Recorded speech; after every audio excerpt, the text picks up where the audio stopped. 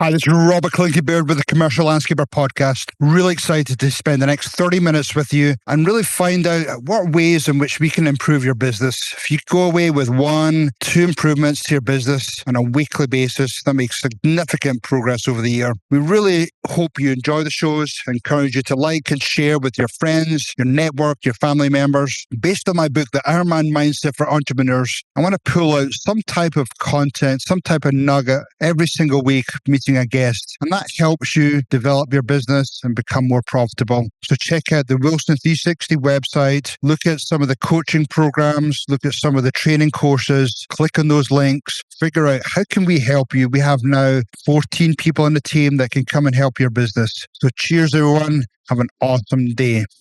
Hi, this is Robert Clinky-Beard with the Commercial Landscaper Podcast. Really excited today to be joined by Ryan Drake. Ryan, welcome to the show today. Thanks, Robert. Appreciate having me on. So for our audience, love to just get to know you a little bit about you, a little bit about your background, your company. I'm Vice President of J.F.D Landscapes. So we're a full-service, family-owned and operated landscape company up here in Northeast Ohio, just about 45 minutes southeast of Cleveland, right along Lake Erie. So we get the good old lake effect snow. We got a little bit of that last night. It's a family business. My folks started it back in 1989. I've been a part of it ever since I was little, obviously, from folding and stuffing invoices and envelopes and filling out the old county plat books, like highlighting routes for guys, some old school stuff there. And then I got full-time into the industry about 2007. Moved into the mulch crew leader role after that and did that for probably about, I don't know how many summers, which was a good time, especially being in high school. Friends would come work and we'd have fun in the summer and lay down a lot of mulch. And we're a little bit different. Most commercial companies are using bulk mulch or blowing in, and we do some blown in mulch on the large properties, but by and large for a lot of our residential properties and for even our smaller commercials, we use bag mulch. So it's a little bit different, a little unique. I don't know anyone else doing it, but we've had good luck. Guys love it. More efficient. You can keep track of exactly how much material you're using. So there's some benefits there. Ran the mulch crew for I don't know how many years up until college.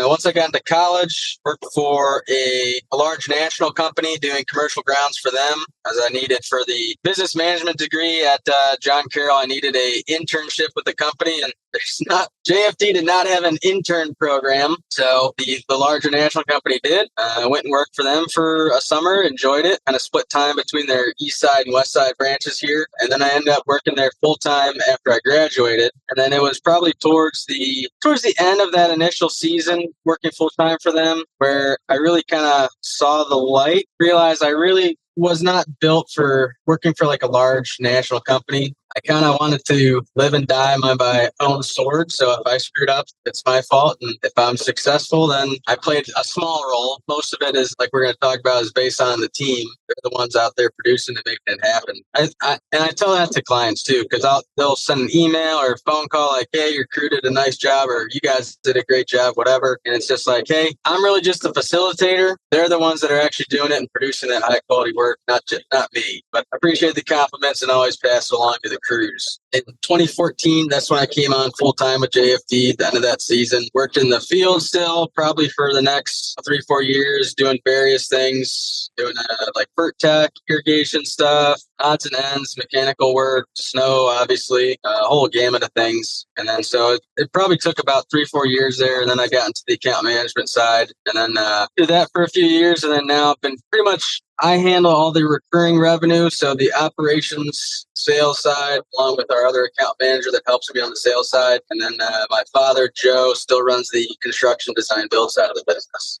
So that's where we're at today. Awesome. Well, thank you for that. I always like to ask this question, especially with sort of family-owned businesses. And how did that whole transition go as you got more and more involved in your own business? And obviously, with your parents starting it, it can always be a little bit challenging when you're coming in and, people that have maybe been there for years and are thinking, oh, what are the sons and daughters going to do? Talk to me about that. I think the difference for me coming in is I started out in the field at like literally the entryest role possible, being a labor on a mulch crew. I mean, that's where like all our seasonal help guys, you start out. I've done pretty much everything out in the field that you can do. And a lot of the guys have been here for, our average tenure is probably about 10 years that guys have been here. Clemente's been here for almost 22 years now. So, there's guys that have had a really long tenure. So they've seen me work throughout the years. That's the one thing that any of the guys respect is if you can work hard and do what you say you're going to do, they're going to follow. It's not without challenges, that's for sure. Yeah.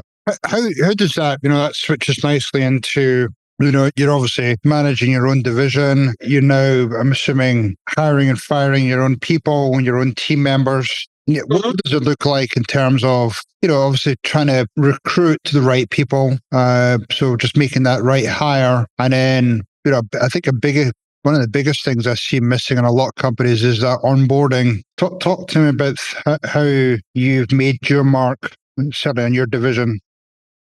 Well, I'd say we're a work in progress in that category. Especially springtime, it still gets a little hectic, and it's kind of like, there's still that throw 'em to the wolves type that happens. But I would say, that we try to do it is really not focus too much on the skills side. Like if they have some background in it, if they've, mowed a little bit or they've done a little bit of construction, hey, that's great. But I think it's more so that character and attitude that they have, like willingness to learn. So really, I try to get that point across in like an initial phone interview. So really tried to create that recruiting, hiring process. I think it's getting a feel for them in that phone interview. Number one, if you schedule it and they show up and they've actually pick up the phone on time, that tells me something. And again, we set that in-person interview and they show up, are they early? Are they running late? All those sorts of little nuances give you a kind of hint on what kind of person they are. And that's what more so what we're looking for is, hey, is this a good person? Is this someone that's going to be a team player? Those are the things that we're grading on. That and we grade on our 5 core values. So if they're meeting 3 out of the 5, that first in-person interview, okay, they might be a good fit. And that's how we judging, we're going to judge them as they're here is how do they fit up against our core values? That's been a difference that we've done as of late, I would say. But again, we're a work in progress. Yeah, no, I think most companies are, even the larger companies, still work in progress. Do you ever use any other tools? There's the interview, there's the matching up with the core values. You ever use anything like checking references or personality assessments, things like that? Absolutely. I would say for more of the entry level positions, I'm not really going to be chasing down references or anything like that for the most part. But anything really crew leader and above, I'm going to definitely check references to see what does this come across. And you'll get some wild answers from from some of the references. Why some people put certain ones down, and then you get some answers that's really? I'm surprised by that, but okay. Definitely anything manager level and up, we'll do a disc and see where they're gonna. What's their personality profile look like? How's that gonna gel with the rest of us? I'm a pretty good C in the middle. I can kind of go to D, kind of go to S. My dad is a very high D. Finding those people that kind of complement each other, especially based on what role they're going to be. If they're going to be in a sales role, you're going to want more of a people person, not so much a task-driven person. So we do look at those sorts of things when we're making those hiring decisions. Yeah, that's cool. Yeah, definitely good to do all those checks and balances. Now, if somebody starts day one, they've gone through the interview, they've gone through the disc. What does it then look like in terms of onboarding them, just making sure that they're being given the right tools to be successful? Everybody gets a little onboarding packet that kind of has a lot of those frequently asked questions kind of answered through there. And then we lay out what a typical day looks like, literally from the time that they pull in the parking lot and park their car to when they leave at the end of the day. So try to lay out hey, this is how your day is going to look. That way they kind of have an understanding of what they're getting into. In that interview process, we're really trying to convey what they're going to be doing. I don't like to say I like to scare people off necessarily, but I want to make sure that they want this job and this is what they want to do. Make sure that they know exactly what they're getting into. I don't want to hide anything or make promises that I can't keep. So it's really important to kind of lay those things out for them. But so day one, it's always the fun paperwork stuff, the onboarding. But then it's getting into, depending on what they're going to, if they're going to a mow crew, then we're going to go out in the shop yard here. We're going to run through all the equipment, make sure that they have all their safety stuff on. They know how all the safety functions of the different mowers, the line trimmers, etc. And then we're going to pair them up with a crew leader that does a really good job of teaching. So we're not just going to throw them on some of the crews that are more production based. They're not do as much hand holding. You want to make sure that they're on a crew that, hey, this crew leader knows the deal. He's been here a long time. He's going to make sure you learn the ropes and do everything, the J.F.D way. Just because you had mowing experience at some other company doesn't necessarily mean that you know how to mow our way necessarily. 30 days into it and the feedback they're getting from the team members, it's this person's not working out.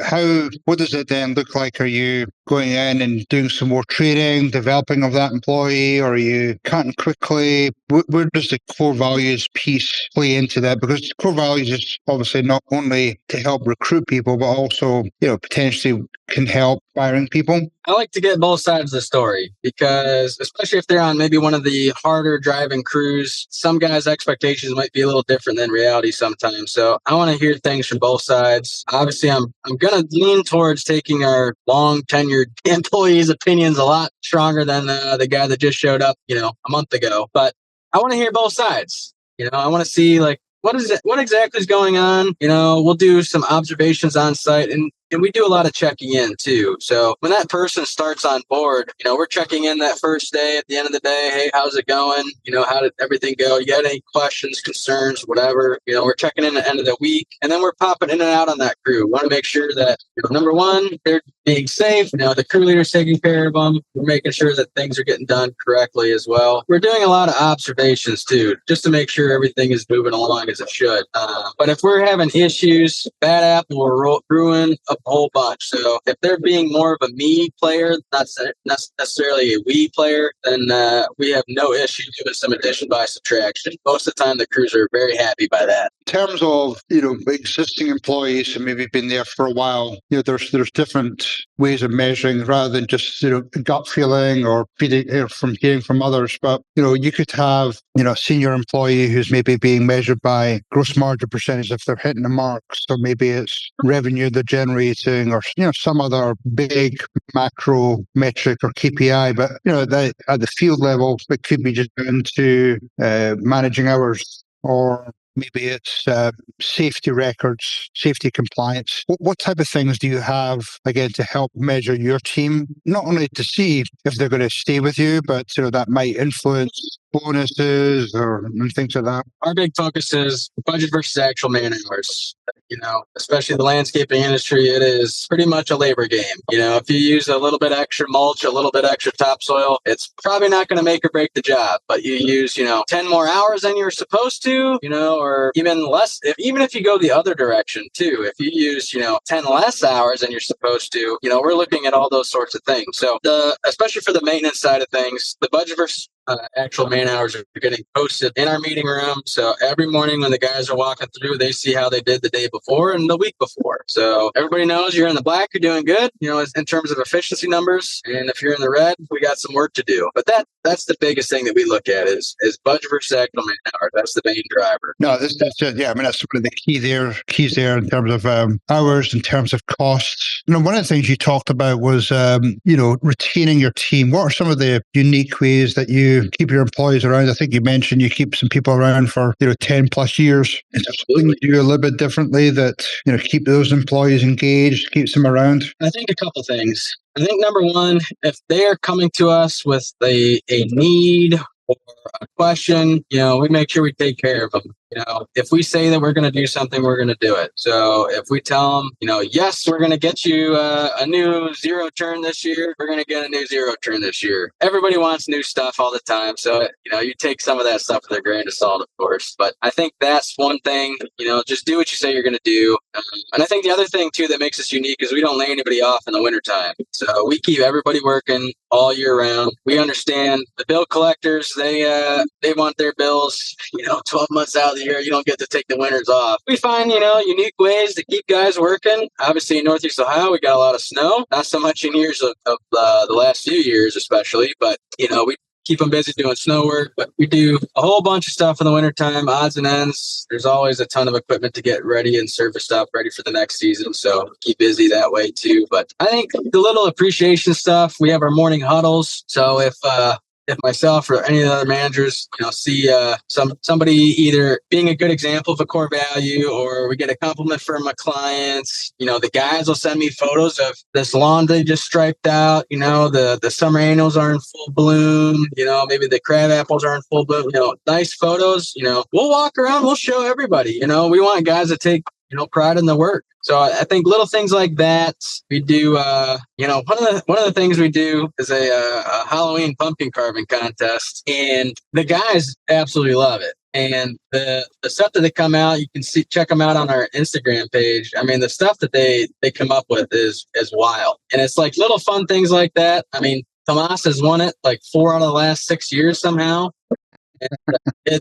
He has his own little like pumpkin carving dynasty going right now, and there's a cash prize, of course, but the key is if everybody participates, we double the prize money. And so far, everybody participates. They're not everybody's cranking out like wild displays like Tomas says, but I think that's one of the important things that I see is everybody participates. Everybody's a part of the team. They want to be a part of the team, and to me, that is super, super important. Yeah, no, that's key. I mean, it doesn't have to be much. Just if you have that team environment, you have some fun events, you do the huddles, you treat people with respect. You obviously try to keep people around during the winter, which is a big thing out there. But I think sometimes people go a little bit overboard. But it sounds like you have a good dynamics going on in your company. Absolutely, we try.